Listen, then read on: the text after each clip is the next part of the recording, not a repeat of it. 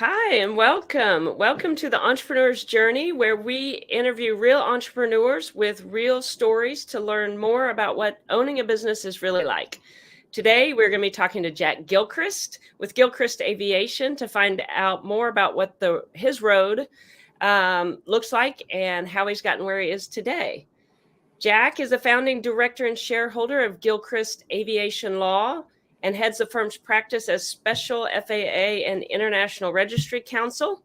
For over 30 years, Jack has focused his career on aviation transactions and building a great team to help provide his clients with the outstanding legal services he's known for. Jack also serves on the legal advisory panel to the Aviation Working Group. He is a member of the Oklahoma County, Oklahoma, Federal, American, and International Bar Associations. He also serves on numerous other subcommittees and advisory panels. Welcome, Jack. Thanks for joining us today. Good. Thank you very much. Your introduction makes it sound like I should be very busy. You should be very busy. So tell us a little bit about yourself and your business. Yeah, certainly. And I appreciate you having me on. I'm glad to get a chance to talk about our business here, our practice, and what we do.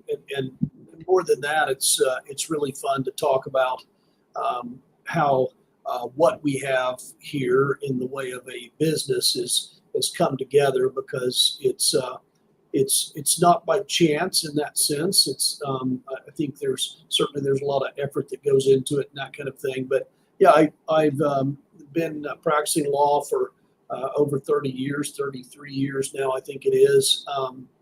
And all of my practice over those years has been in the area of aviation, always aircraft title, registration, finance, and leasing. So as I say in short, we help people buy and sell airplanes. That's probably even a little broader than our practice in that sense, in the sense that we really work a lot in aircraft escrow transactions, helping people with title issues, registration, aircraft registration, that kind of thing. Great. So personally, I've got a great family support. My wife, Christy, and my two sons and my daughter, all married now and all gainfully employed. And yeah, absolutely, it's the true definition of empty nest. Although I do have my youngest son, Sam, does work with us here at the firm. He works in our marketing and client development work area, doing and also doing project management, some stuff like that. So it's been great to get to work with him as well, but here in a professional capacity as opposed to a fathering capacity. It's much different. Yeah. Yeah. So it's that's life in a nutshell. Great living here in Oklahoma City. As you know, I think you and I are big fans, and we want to keep it a secret. We like our little corner of the world here, but great place to be in. And it's been I'd have to say it's a fantastic place to run a business. I think from that perspective, we couldn't be in a better position as far as that goes. So yeah, life is very good. Very good. Thank you. So let's talk about your journey to becoming an entrepreneur. What made you take the leap? Well, that's a good broad question. Making me take the leap is probably a good. What pushed me off the precipice? You're saying in some ways, right?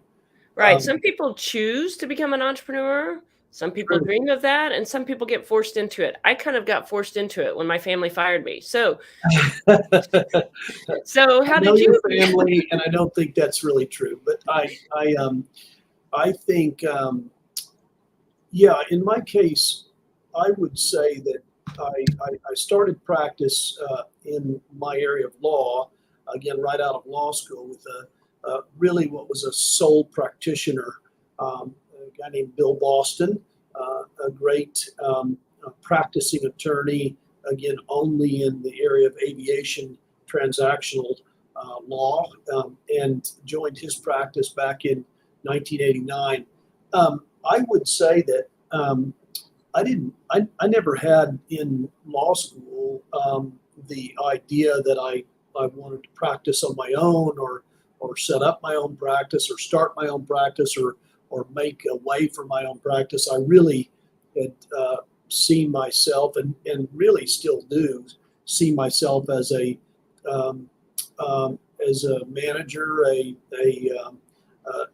as a leader. I enjoy working with people. I'm not somebody that enjoys working by myself. And fortunately, too, I would say it's been a long time since I've had to do that. That would be back in the early, about the mid 90s. 1994 is when I went out on my own. But I think I had practiced the first 5 years of my aviation practice. It had been with Bill Boston, and we had worked with some other attorneys. We'd hired attorneys to work with us. The practice was growing, healthy.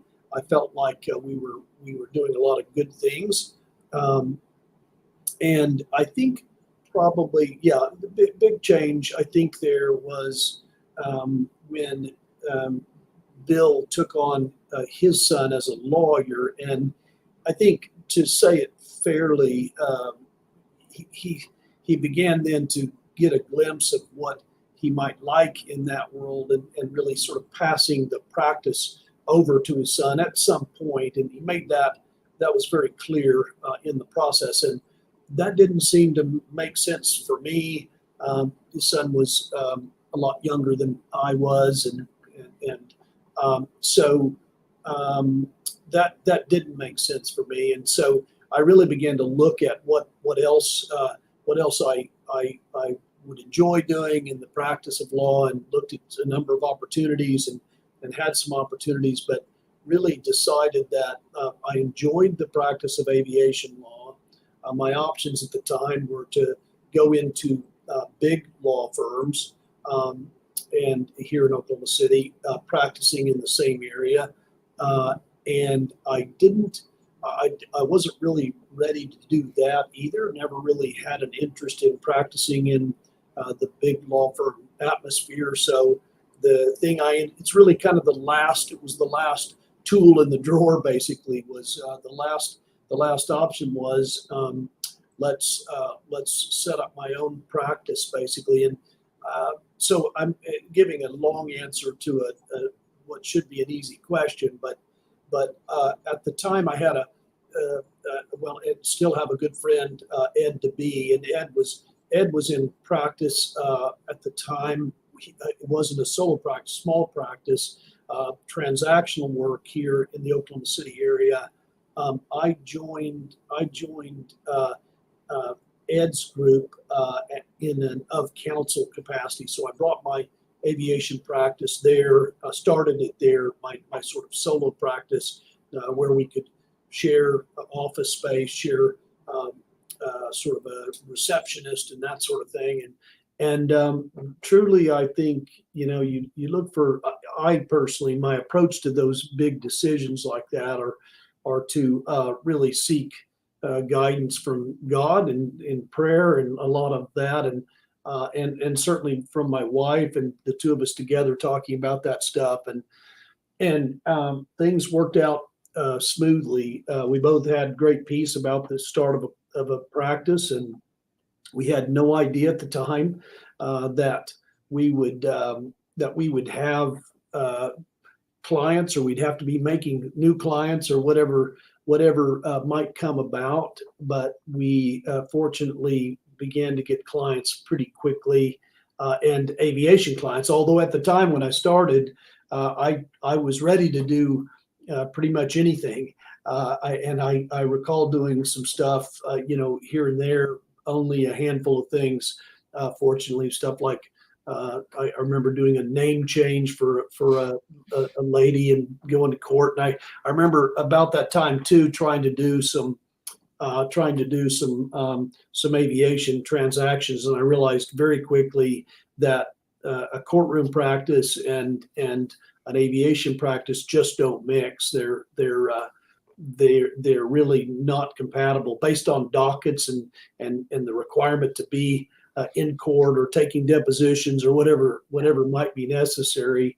Yeah. I never really liked that practice, that area of the practice of law anyway. So my interest was always commercial law, transactional business law, that kind of thing too. And so, but when you're hungry, you'll answer the phone and do whatever it takes too. So, but anyway, fortunately, it worked out early. We began to get aviation clients, and so it really ended up being what was the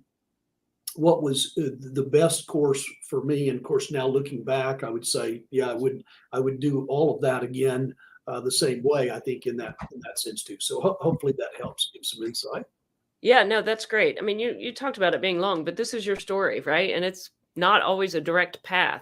Sure. You talk about when you're hungry. I always say that being able to fire clients or choose clients is a luxury, and it's an earned right. And when Sure. you first start out, you just can't always do that. And Yeah. sometimes you have to try some things out to figure out what you like, right? Certainly. Yeah, that's absolutely the case. And I knew from the outset, from early on, that the opportunity that we have here to practice aviation law takes us, at least with clients and the work that we do, it gives us introduction to do work all around the world, right here Right. from Oklahoma City. And it's a great privilege. I mean, I consider it a privilege where you certainly would expect that kind of thing out of an international city such as New York or Chicago or San Francisco or Dallas and Houston and so on. But right here in Oklahoma City, the chance to work with people across the United States and around the world is, I mean, I love that and really enjoy that part of the practice too. And then the satisfaction out of working in aviation transactions, there's a start and a finish, and there are fairly clear objectives, and people, the area of law is complex, but it's understandable also too. So I've enjoyed teaching people that over the years, and as we've worked with a lot of people. So yeah, it's good. And I think it's always different. Each transaction can be just so unique for whatever reason, right? I mean, it's not the same stuff over and over. Yeah, yeah, and I think that was one of the things, back in law school that I envisioned. Certainly might be the case as in litigation, which is true in many cases, depending on what you're able to do. But it's very true in aviation transactions.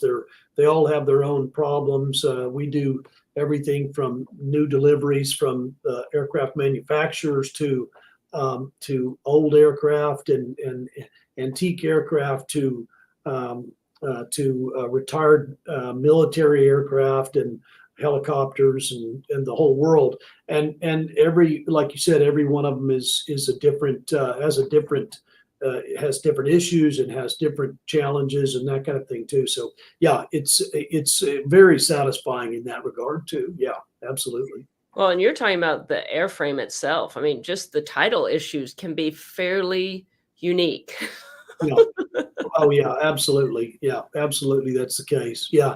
And being able to, it's nice to be able to have answers or come up with answers and not usually stumped in that area. It's nice to know the practice and to be hopefully well regarded in the industry. It's very satisfying. So did you know you wanted to do aviation law? No, I didn't.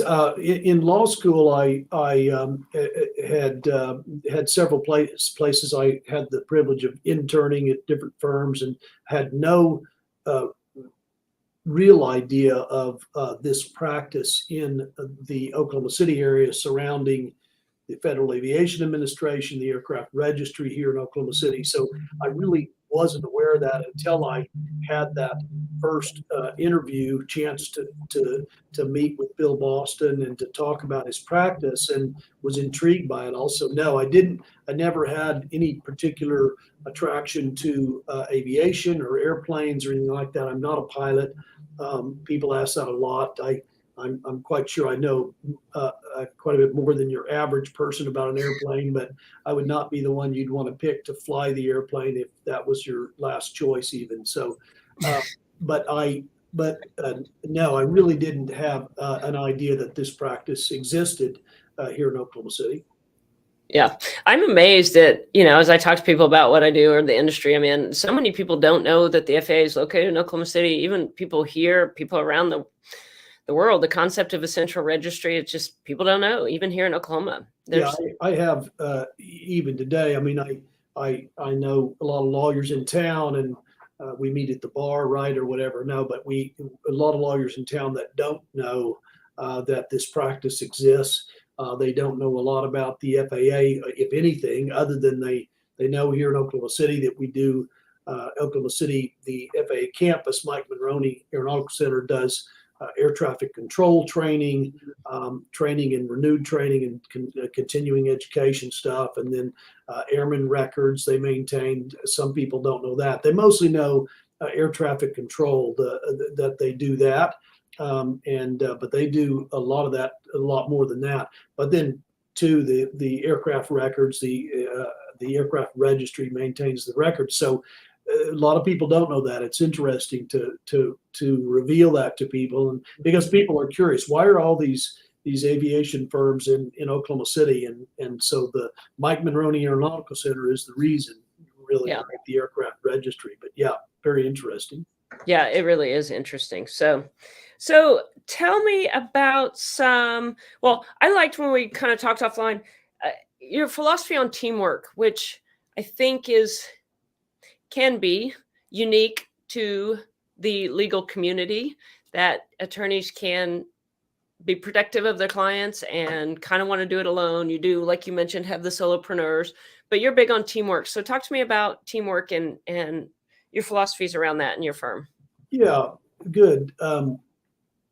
So my approach to the practice has, and what we do here, has always been that we want everybody in our firm trained and able to do virtually every task that we do. And that's from lawyers to paralegals, legal assistants, to even administrative staff. We like people to understand what we do and to be able to do it. And the reason for that is much of it's based around the specifics of our aviation practice, but it has a real carryover, I think, into business.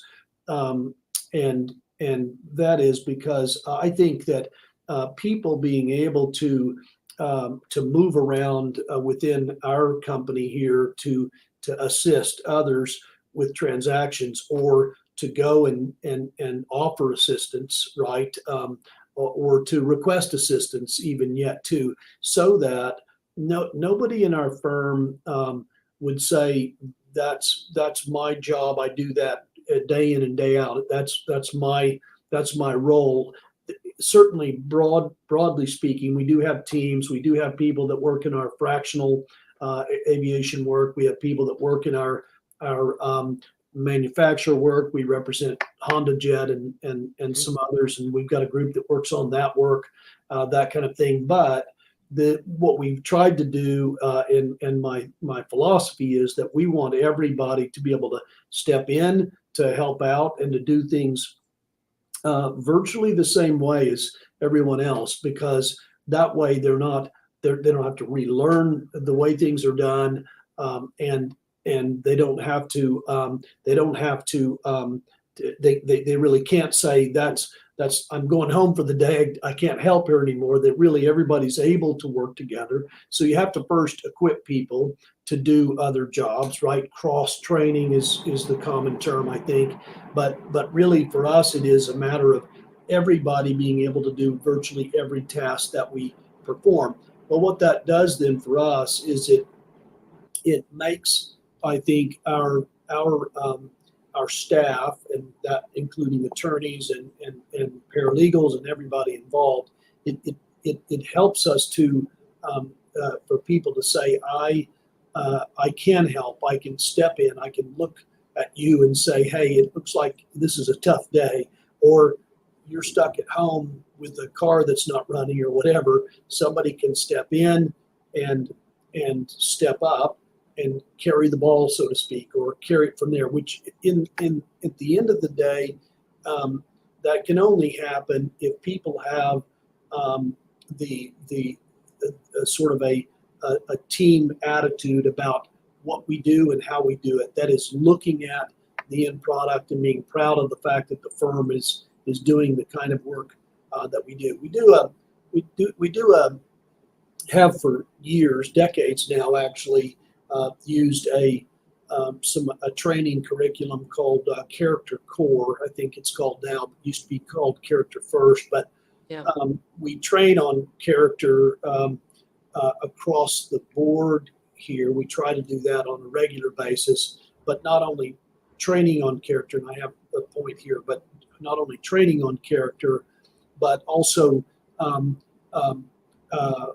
working on character, that is character qualities, and what are some of the things that we can work on improving. And we all need to, there's not an area in the character qualities that we can say, well, I'm just not good at that, right? I'm just not good at being organized, or I'm not good at being patient, or whatever the situation is, right? So I raise that because yesterday our character quality was in training was on humility, which is an interesting thing to bring up to certainly to lawyers and certainly to professionals, and it's an interesting thing to teach in the workplace. I mean, because it can seem that it's really is that the place for it. But as we talk about it in the business atmosphere, it's we all know that, for instance, that the opposite of humility is pride, or being proud. Pride is a great thing in the right context, but being a proud person unable to accept instruction or correction, right? And so we try to train our people, to encourage our people that, look, we work together to get the result that we need. That, and sometimes that requires humility. At the end of a great project, people can be proud, but it's not on anybody's. Let's say it's not carried on anybody's shoulders, any one person's shoulders, and that's true of lawyers. It's true of our support staff. It's certainly true of our accounting staff and our management and that kind of thing too. So that concept for us is people seeing that that the person next to them, or the person across the hall, or this group or that group are really busy. They've been working, long hours. Then we incentivize, certainly even through our bonus program, we incentivize people, but we also encourage people to, hey, think about it when you're in that situation. What do you want to see? What do you want to feel? What do you want to receive?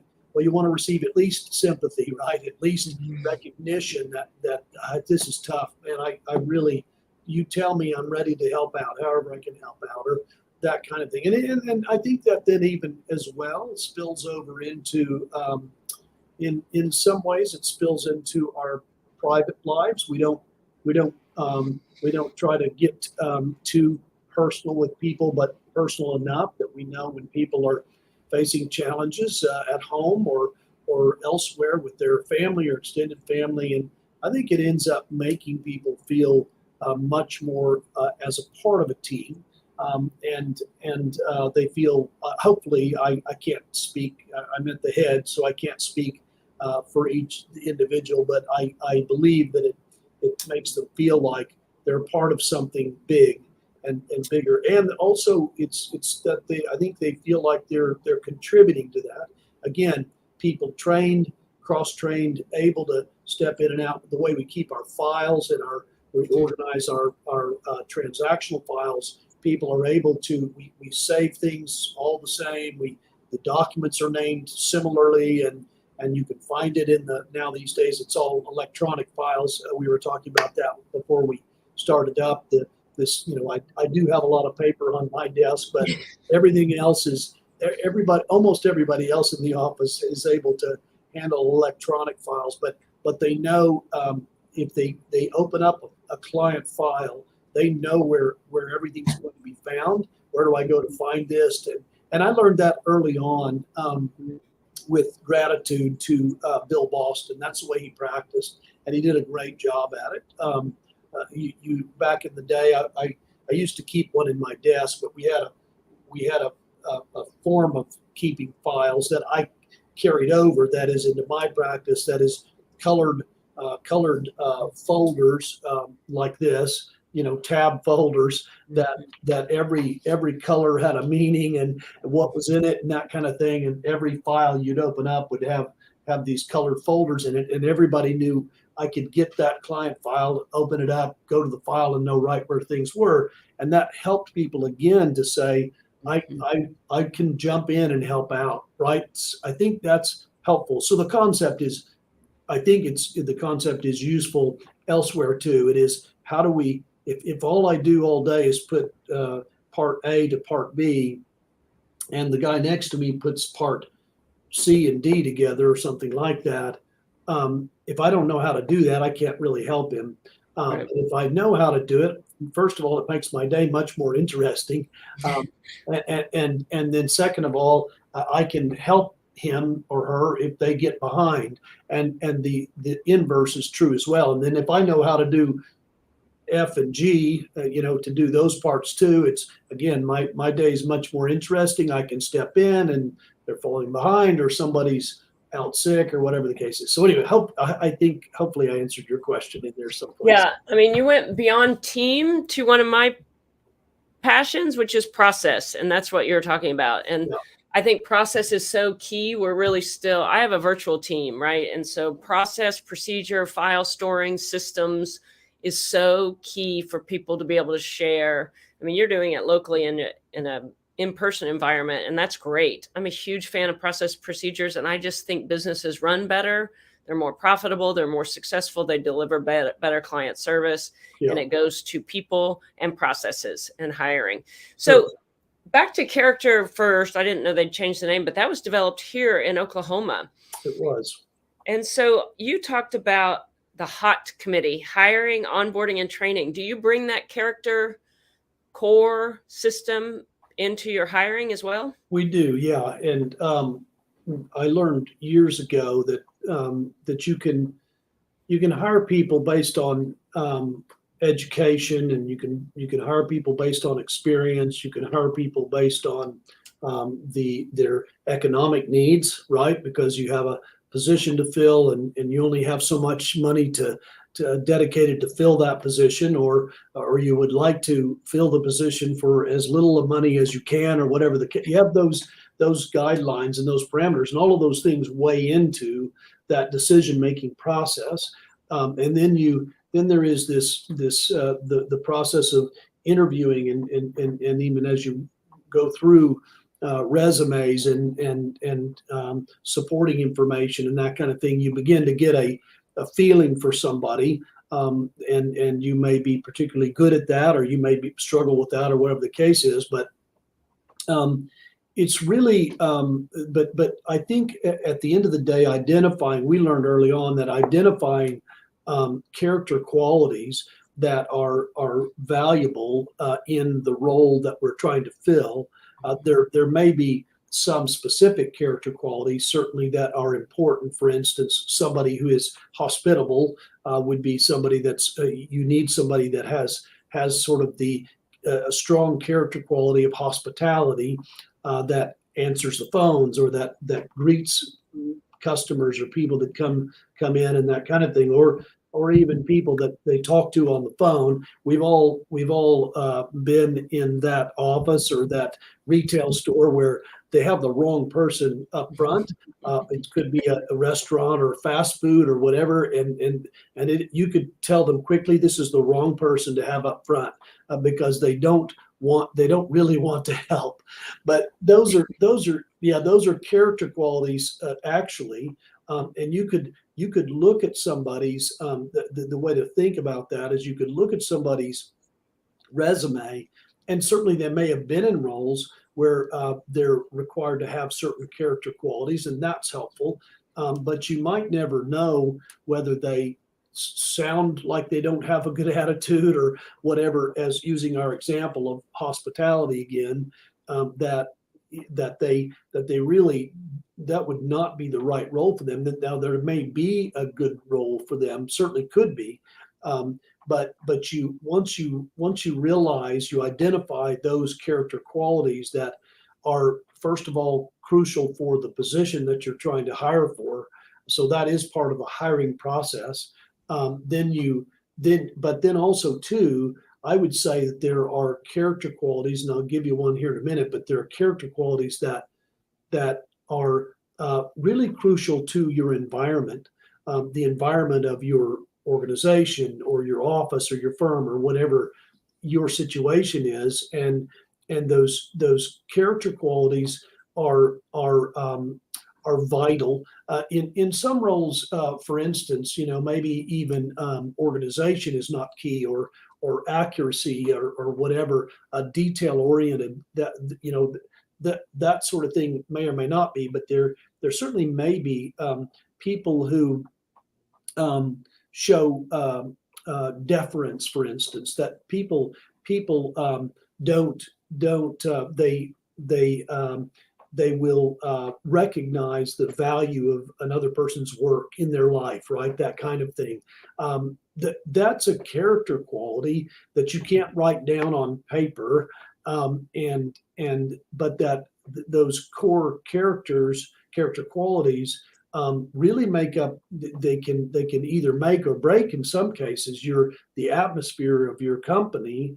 And so you're looking for those people whose character is consistent with what you're doing in the office. Or it may be quite the opposite. You may have an office that seems to be they have a hard time getting along, or again, you're missing the character quality of deference or patience, or again, could be organization, or any number of things. And so you realize that the next person that you hire, you're going to find somebody that can help change that atmosphere. But you really only know that when you meet with people and you talk with them too. So you do, certainly in our case, lawyers, we want to find lawyers who are adept at transactional work and interested in uniform commercial code work, and they show aptitude for that. And certainly they can write well and they're accurate and all of that stuff. So there is experience, and there is certainly education and training that you can't go past. You have to have that core foundation, but past that, more importantly to us, is character, if that makes sense. Yeah, I mean, it reminds me of a story that I heard, really business leader I follow, and he was interviewing a hotel owner manager, and he said, "How do you train all your people to be so happy here?" And he said, "What are you talking about? I don't train to be happy. I hire happy people." Yeah. So the opposite of that would be talking to somebody and trying to find out, do they focus on the negative? Do they focus on what was terribly wrong with my last job or my last employer, and what about the one before that? Well, there's some things that were terribly wrong and bad about those people too. Well, suddenly you realize, so I see not taking responsibility for anything that's a real character. And so as a result of that, we've been fortunate in hiring. We've got a good group of people, about 28 to 30 of us now, and so we've really focused on that in the hiring process. Yeah, and it's so important. I don't know how much detail you can or want to, but hiring for character is challenging. You have to ask the right questions. So how do you do that? How do you figure out what the questions are to ask, or how do you identify those character traits that you're looking for? It's not like a resume that, yeah, I have this education and all these skills, right? And here's my list of character qualities. Yeah. Right, right. That's a good question. You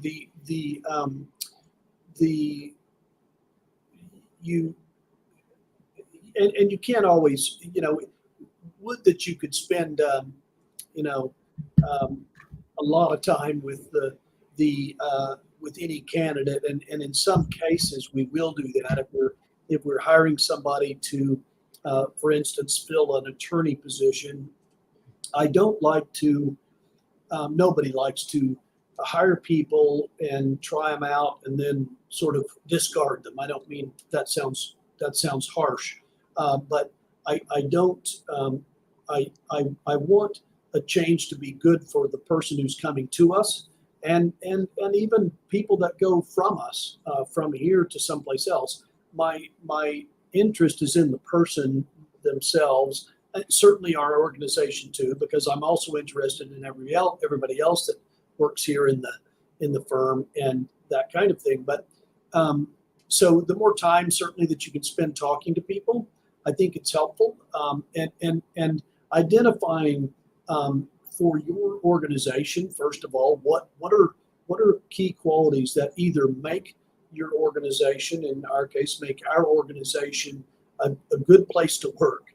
And what are those character qualities that would be really important in the position that we're hiring for? So focusing on those, and then asking questions that will help to discover that.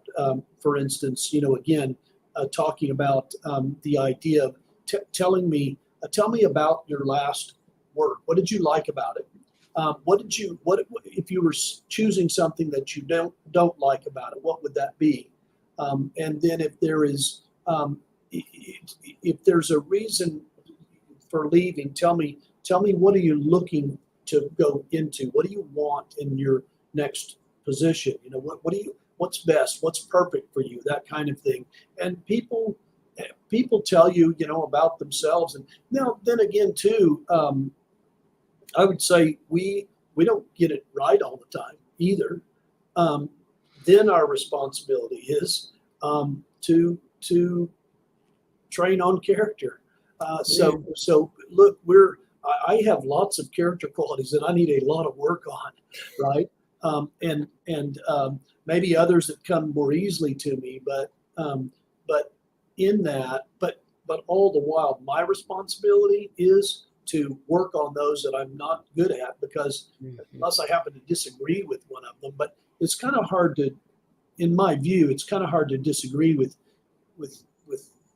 having character and the different character qualities. If you look at sort of the ability to be a servant, somebody who serves other people, we really look for that here, because that's again the idea of I'm not only interested in my own self and my own promotion.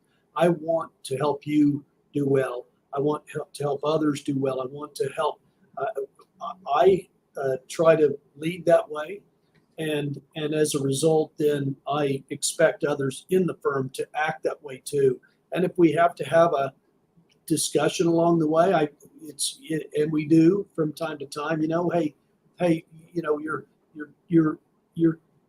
talking about somebody that's not in the room, and you're sharing things about them that doesn't seem to be healthy or helpful for them. Let's talk about that, and why is that? Why do you want to do that, or what's the, what I'm saying? And so people, we're invested in, and I think people, I believe that people here feel like we're investing in them, not just sort of getting work out of them or whatever the case is. Billable hours, as we say, in the industry, we have to. I tell people, we have to make money at the end of the day. That's certainly part of it, but we want to enjoy it while we're doing it too. So so the more people talk about themselves and they talk about life, and it doesn't matter if it's children or a significant other or friends or their education or their last job, I think people begin to give you an idea about their character and what's important to them and that kind of thing too. So yeah. Yeah, that's good. And it just kind of goes to the old adage, you hire for what they know and you fire for who they are. So if you can figure out who they are and hire for who they are, you're Yeah, way because, better off. well, yeah, and the fact is, that as I said, I don't hiring somebody for a short period of time or whatever, or even for a long period of time for that matter, that doesn't work out. It's not good for either one of us to go through that process. Usually, now again, I always look at why did this person or that person, why were they here for the time they were here? And I can usually identify some reasons in my view that I think God brought them to us. That Right. is that we connected, and there, we were changed as a result, and they were changed as a result, and it certainly wasn't all negative, or may have even been all very positive. But life circumstances changed, and we had to move on. But I think that's the thing is really looking to how to use people to their best ability, but then also training them, and we change in the process too. So yeah, that's part of, so both that's back to the what we call our hot committee, which is the uh, hiring, onboarding, and training of our people. Something that we're investing in them along the way, and part of that is our the sort of the character of our firm and what we do. Yeah, and I mean, we've talked a lot about hiring and training, but I think you can't overlook onboarding and the O in hot. There are some stats out there, and I can't remember the percentages, but there are a lot of there's a big percentage of people that you hire right, but you don't train them or you don't onboard them, and they feel lost and you lose them because they're not properly onboarded. And onboarding is such a key component to having a good team. It is, and we were doing it wrong, and I would say we were doing it wrong as recently as now maybe only in the last year and a half to 2 years that we started doing it better. We've Mhm. always tried to do it better, but we were doing it wrong in the sense that we're a small firm, and the idea that you have time to sit down and train people, Train people. and that kind of thing was challenging. So a lot of what we did was kind of the come alongside and watch, and we're not expecting you to be able to do stuff, but just watch and learn and that kind of thing. But then you never know, at what stage they're ready to take on something on their own. It's difficult to tell that.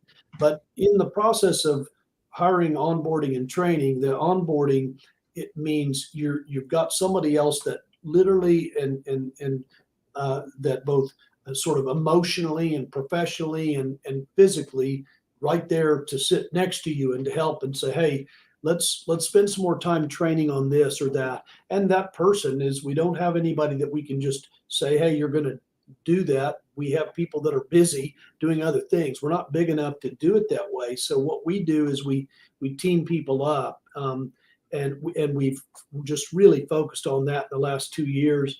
And I think it's really paying off. We began to see in the people that we had hired, that we had been fortunate enough to be successful at keeping on, would look back and say, "Oh, it was tough. It was really tough." And Mhm. I'm afraid that you would let me sink or swim, depending on how things were going. And we never felt that way, but that's what they were feeling. Right. So the onboarding, we were doing it wrong. We knew we were doing it wrong. And so with this, what we call our class of 2022, so starting early in 2022, my challenge was we hired 3 people that Mhm. year. I think is about right. So hired 3 people that year. I said I want our objective to be to keep them. That is to keep them. We want them to have every resource to stay, and we want to focus on that because the turnover is a challenge. It's a challenge for everybody, and that onboarding was really the key for us. Training has to go on, and we really dedicated a lot of time to that. Again, in this last year and a half to 2 years, this time period, we've dedicated a lot of time to training. I've got a training session that I'm doing this afternoon, and it seems kind of funny in a small firm like ours, again, about 30 people, that I'm training people, but that's part of keeping people. And I said, look, I've been doing this for a long time, 33 years now, and I want people to come here and to like being here and to stay here. And to do that, I'm going to have to spend time myself training people too. So so we really committed to that. I mean, that's just great. This is such good stuff.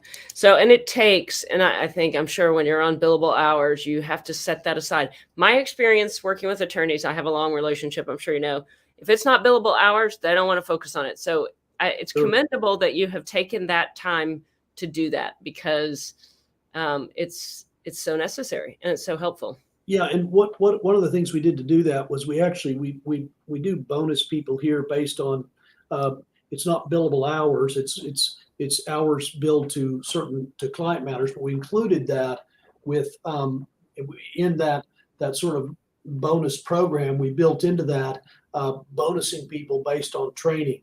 That is, they're committing to training other people. So because we realized that the tremendous value of reducing turnover, increasing longevity, decreasing attrition, that kind of thing, and there's money in that. It has a real economic impact on any organization. And searching for people, going through the hiring process, the interviewing process, and not to mention the anxiety of finding the right person and the doubts that you have along the way. It's just very sidetracking along the way. So we committed to that, and we really wanted our people to not be afraid to give up that time, to spend some time training people, and that's helped us too, I think. Yeah, and it reduces errors, which is really important. Sure. So let's talk. I mean, I just have really loved this whole discussion on teamwork, and I do think it's so unique to a law firm situation. So I've really appreciated the time that you've spent on this section. But let's talk about, because you started out DeBee Gilchrist with DeBee, and now it's just Gilchrist Aviation Law. So let's talk about the transition, the split, and what happened. And sure, yeah, no, my good friend Ed DeBee and I started practicing together, as I mentioned, early in 1994. So really only about 5 years after I'd started practicing, and he and I practiced together in one capacity or another. Again, as I started out, I was of counsel to his firm, and felt like that was the best approach. And then soon after that, a couple of years after that, my practice was doing well, and we combined what we did. His was also Ed's about 9 years older than I am, and again, Ed's practice has always been, still to this day, is a transactional one. It's a business practice. He's not in court to speak of, and does estate planning, mergers and acquisitions, a lot of tax work and that kind of thing. But we practiced together for a long time, about 20 years in all, and our practices were compatible. But as people come along, hiring young lawyers and expanding the footprint and that kind of thing, I think we began to see, and particularly we began to see between us, our younger lawyers and their interest in developing careers and that kind of thing, that we began to have some diverging interest, that some people on his team were really interested in developing their practice and the way that they did things, and our practice was, again, still exclusively aviation and transactional work and that kind of thing. And as a result of that, we really decided that we were probably stronger at that point as separating the two practices. And we would both agree that for that 20 years, we were stronger together. Our view of people all along the way, and when we first got together was, if I'm not going to be stronger, better as a result of combining, or as a result of hiring somebody new, or taking on a partner or shareholder along the way, if we're not going to be better as a result, if we're just doing it because it seems like it's the thing to do, or everybody's doing it or whatever, then it doesn't make sense to do it, because it makes things more difficult. And I think we had just gotten to the stage where our practices were both growing at such a rate that developing each other together was not as congruent as it used to be. And particularly, and not again for Ed and myself. Ed and I had always said, and I would still say today, that Ed and I could practice well together, just the two of us, quite easily. We get along well and that kind of thing. But we realized that the people in our group had ideas and in developing the practice and how it should be, and the number of assistants that you need. In our case, we use a lot of legal assistants, able to use paralegals and legal assistants. So we hire, it may be, 3 to 1 or 4 to 1 or something like that, where that's not the case in his practice and wouldn't make economic sense, right? So overhead gets to be more challenging for one group than the other, and that kind of thing. So that's probably the best way to describe it. And we decided that in 2017 that we would. We're in a building here where we've got 2 floors of the building. We moved here in about 2015, I think it was. So a couple years before that, we moved up from downtown, and we occupied all along the way 2 different floors in the building. So the aviation group was always on the 4th floor, and he was always on the 5th. His group was on the 5th floor, and so that the physical separation was easy, and there was never there was never any sort of competition over clients or anything like that, because we did very separate work, so that kind of thing, I think, has always been, that was not an issue at all either. So it made a lot of sense for us to because the equation we'd always said was, are we stronger together or apart? Are we stronger with this person or without this person? If we're not stronger together, then we should be apart, and that kind of thing. And we felt like that was where we were. So, yeah. That's nice. I mean, amicable splits are always nice, and that doesn't always happen with partnerships in business. Absolutely. And that goes back to, as I can inject here, it goes back to an issue of character, which is humility. And Ed and I both hopefully exercise that in the process. But pride is the one that really can get so in the way in that process, and that was not the case. So anyway, again, leads to an amicable a separation or division or whatever the case is too. So there was not an issue at all. Well, a couple of things here. You've talked about litigation a couple of times, and I would just say Hollywood makes it look glamorous, but I grew up with a litigator. My dad is, my husband is one, and it is just brutal. It can be brutal. Sure. And my husband has litigated a couple of partnership disputes, and they are just vicious. Sure. And I'm amazed at what people fight over and how much time and money and energy they're fighting over. Sure. Yeah, absolutely. Yeah, we see that on a micro scale in marital divorce, marital separation, right? And what people are willing to fight over a pet or whatever. If I can interject, my dad tells a story, and he never did divorce. So I don't know why he had this. I have a couple of marital stories because my grandfather was an attorney too, but I guess this couple was fighting over like the silverware, and it was just contentious. So my dad went to like Walmart and just bought some silverware and like gave it to him. It was like, here, just worked it out. Problem solved, and we did it much more cheaply and much more inexpensively. Yeah, that's exactly right. Yeah. And then my grandfather always told a story that he was dealing in and he was an estate attorney, but somehow he ended up with a divorce. And the guy was like yelling. My grandfather looked at him and said, well, don't yell at me. I didn't marry her. Yeah, exactly. If litigation is brutal, I think divorce has just got to be the worst. Sure. Well, absolutely. Yeah, absolutely. That's the case. But Ed and I had always, over the years, really likened, our relationship as partners. We were shareholders in a corporation, but that's true, actually.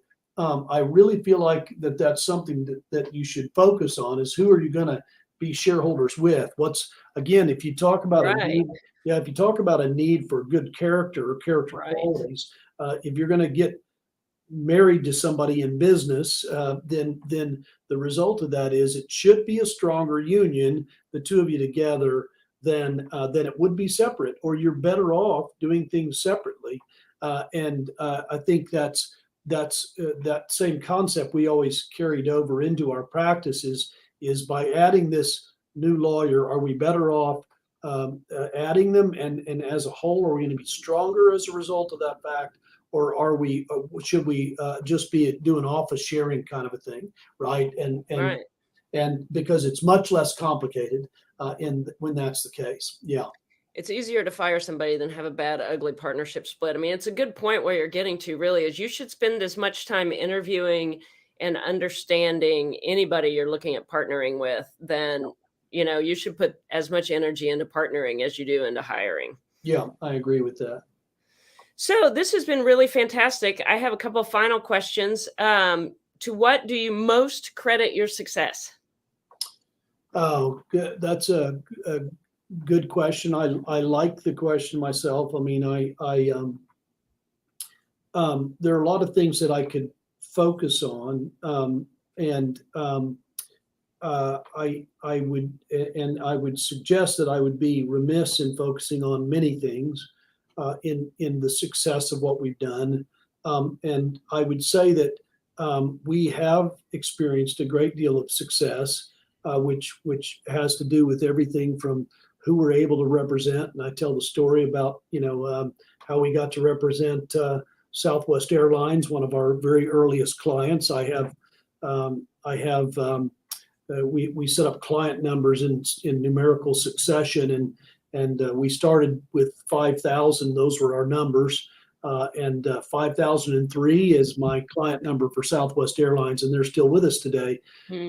We've experienced a lot of success along the way, but certainly the things I could point to would be that we've had good people along the way, and all of that sort of thing. But then again, as you look at our people, we haven't kept necessarily the same people all along the way.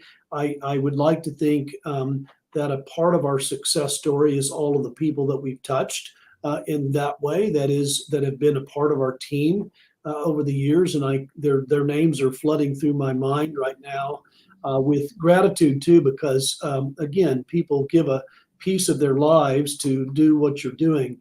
But it's very clear to me that the success our firm has experienced has been by the grace of God.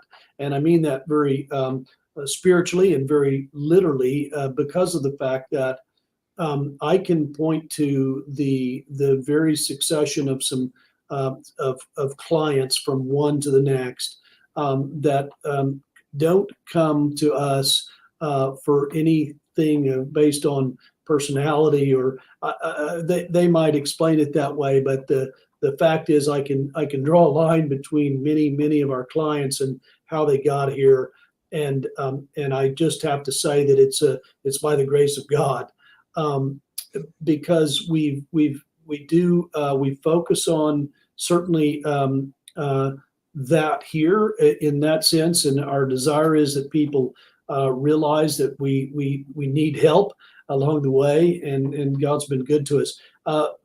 committing, being invested in people. I see this practice in my work and my day in and day out. I see it as this is really my ministry to those people around me. It's my chance to serve other people, the people that work for me, the people that have worked alongside of me, and those people for whom we've been able to provide legal services. And I told you before, I think that I actually right after undergraduate school, I went to seminary at Dallas Theological Seminary. I got a master's degree from seminary.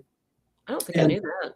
Yeah, and I along the way, all along the way, had the intention and objective of practicing law, but I had a chance to do that, and I saw in the business world the practice of law or other endeavors that's my chance to really change lives, and in the sense of being able to care for people when they need caring for, to cheer people on when they need that, to encourage people and develop people. And at the end of the day, that's what I enjoy most about what we do.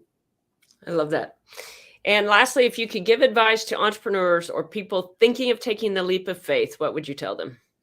Well, I think that's a good question too. I think that I think that if you think that people should always question why do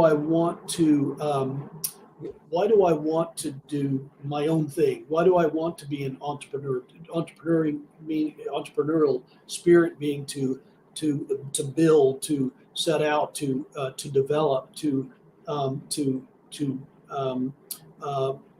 be successful in a specific area. Seeing a need certainly can be a reason that you would want to do that. Seeing a void in the industry, an opportunity, that kind of thing.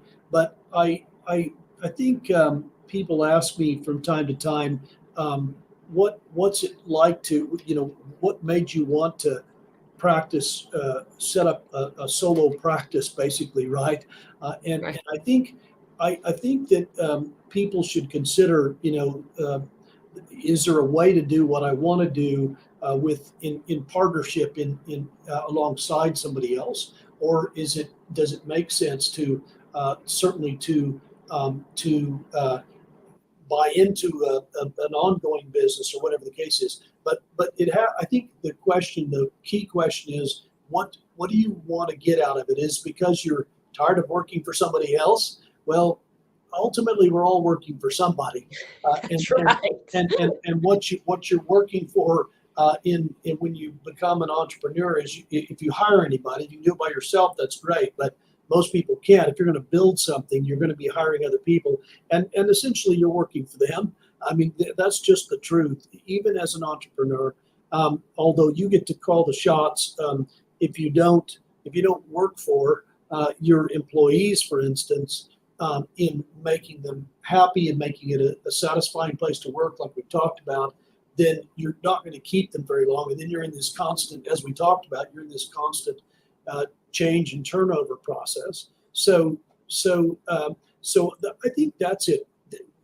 Wanting to do it for the right reasons. I see an opportunity. I see a need that can be filled, and I don't mind getting it started, getting into it, and building. I want to see something that we can build. I want to be proud of what I'm building. I think that's probably questioning yourself as to what's my motivations. If it's I want to get rich, the fact is most of the time it's a way to get poor. But Yeah. but in other words, I don't want to share the money with other people. That could be it too. But at the end of the day, you're still better off in groups or with a team or with a partner or whatever the case is too. So yeah, hopefully that's helpful. Yeah, no, this has been very, very great. Thank you so much. So every entrepreneur has a story, and many thanks to Jack for sharing his with us today. If you would like to learn more about Jack and his firm, you can go to his website at gilchristaviation.com. Thank you, Jack. This was fantastic. I appreciate it. Good. Thank you.